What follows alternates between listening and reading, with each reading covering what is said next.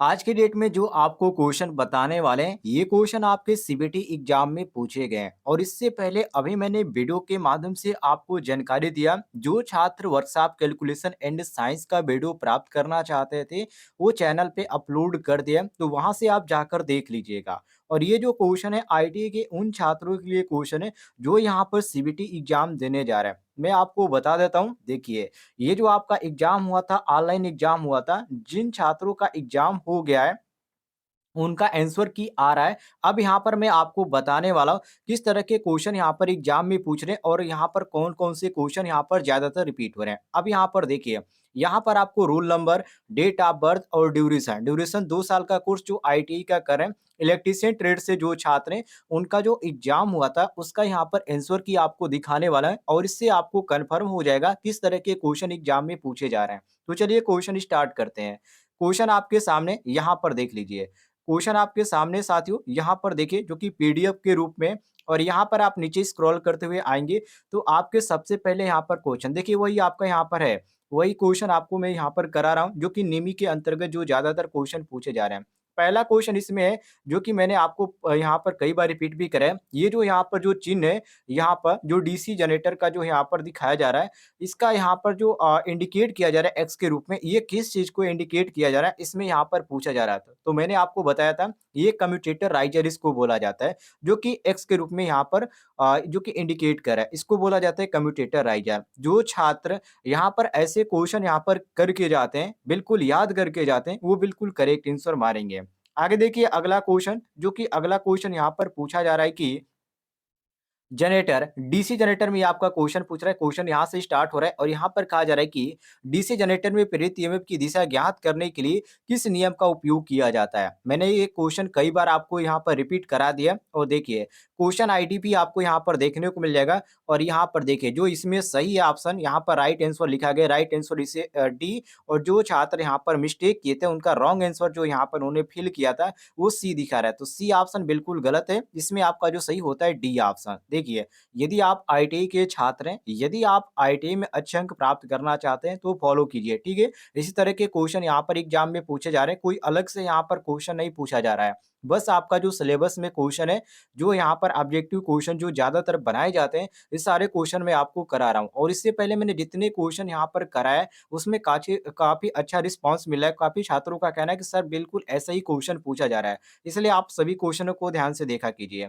अगला देखिए क्वेश्चन, आगे आपके सामने क्वेश्चन जिसमें कहा जा रहा है कि डीसी मोटर में ईएमएफ की गणना करने के लिए सूत्र है। अब ये भी क्वेश्चन मैंने आपको बताया था, इसमें जो होता है आपका 5 ZNP अपान 68 होता है, जो कि यहाँ पर मैंने आपको बताया था 5 ZNP अपान 68, ऑप्शन नंबर सी। जितने भी छात्र यहाँ पर देखिए सी ऑप्शन मारे होंगे, उनका बिल्कुल करेक्ट आंसर हो जाता है, सी ऑप्शन करेक्ट आंसर हो जाएगा।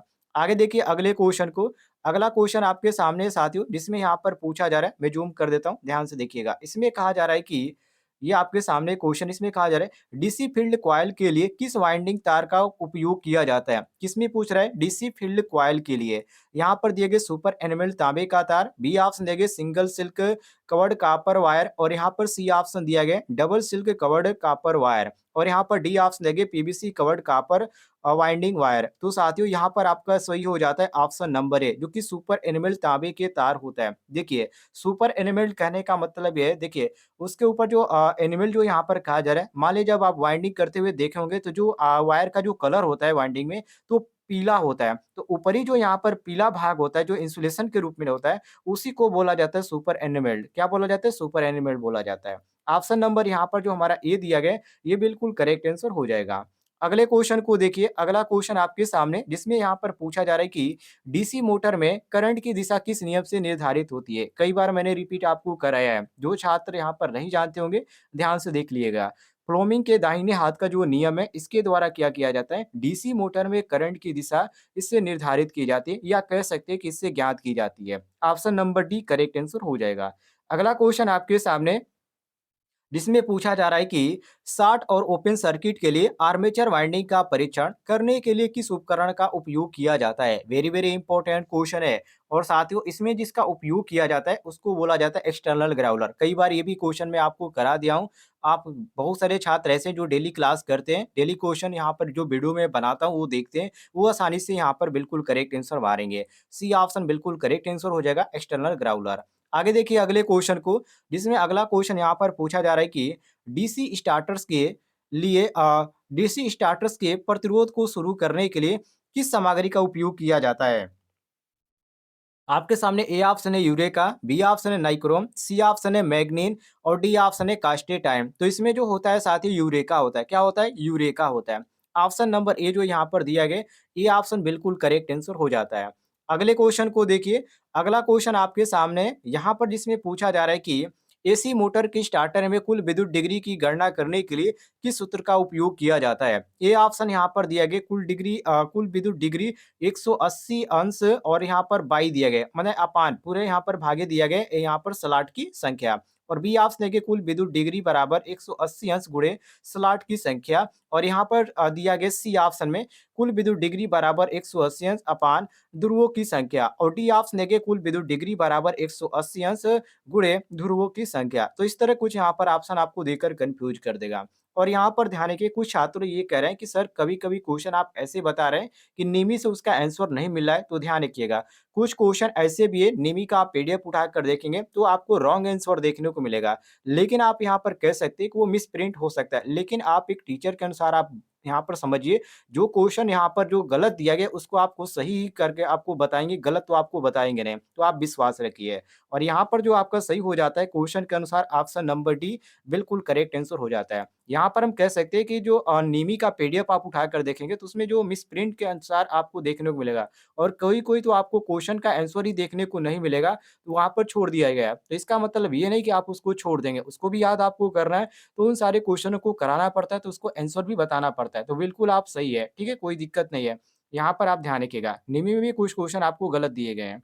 अगला क्वेश्चन आपके सामने जिसमें पूछा जा रहा है कि यहाँ पर जो वाइंडिंग यहाँ पर की गई है, ठीक है? आप यहाँ पर देखिए टाइपिंग में यहाँ पर मिस्टेक किया गया। अब इसको आप क्या पढ़ेंगे? देखिए, यहाँ पर आप इसको क्या पढ़ेंगे? लेकिन आप इंग्लिश में देखेंगे तो यहाँ पर साफ तौर पे लिखा गया है कि what is the name of AC coil winding. मतलब कि यहाँ पर जो वाइंडिंग दिखाई गई है, ये आपका एसी कॉइल के अंतर्गत ये कौन-सी वाइंडिंग है, इसको आपको पहचान कर इसका नाम बताना है। अब यहाँ पर देखिए, ये आपका हिंदी में आप पढ़ेंगे तो आपको समझ में नहीं आएगा क्वेश्चन, तो आपको इंग्लिश में थोड़ी बहुत इसकी जानकारी होनी चाहिए। इसको बोला जाता है साथियों जो कि होल कॉइल वाइंडिंग। क्या बोला जाता है? Whole coil winding. Option number यहाँ पर बी दिया गया है, बिल्कुल करेक्ट आंसर मिला लीजिएगा। आगे देखिए अगले क्वेश्चन को। और देखिए यहाँ पर मैं तेज़ी से बता देता हूँ, तो आप सभी लोग वीडियो को थोड़ा स्टॉप करके भी देखिएगा क्योंकि मैं ज़्यादा यहाँ पर लंबा वीडियो नहीं बनाना चाहता, कोई दिक्कत नहीं। ज़्यादा यहाँ पर अपलोड करने में डाटा खर्च होता है, कोई यहाँ पर फ़ायदा नहीं होता है।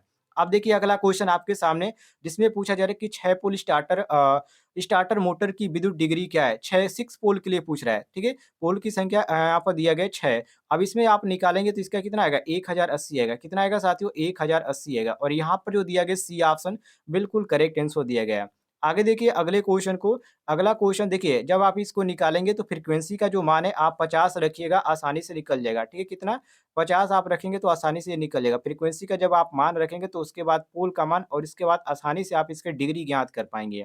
आगे देखिए अगले क्वेश्चन को जिसमें पूछा जा रहा है कि 3 क्लास संकेंद्रित वाइंडिंग का अवगुण कौन-सा है? ए ऑप्शन अधिक जगह की आवश्यकता है इस और यहाँ पर बी ऑप्शन दिया गया है कि एक स्टेप फार्मर की आवश्यकता है। देखिए, ये आपका सही हो जाता है B option. B option correct हो जाएगा क्योंकि 3 क्लास संकेंद्रित जो वाइंडिंग है उसका अवगुण जो होता है यही होता है कि उसमें एक स्टेट फार्मर की आवश्यकता होती है। ऑप्शन नंबर बी हमारा करेक्ट आंसर हो जाएगा।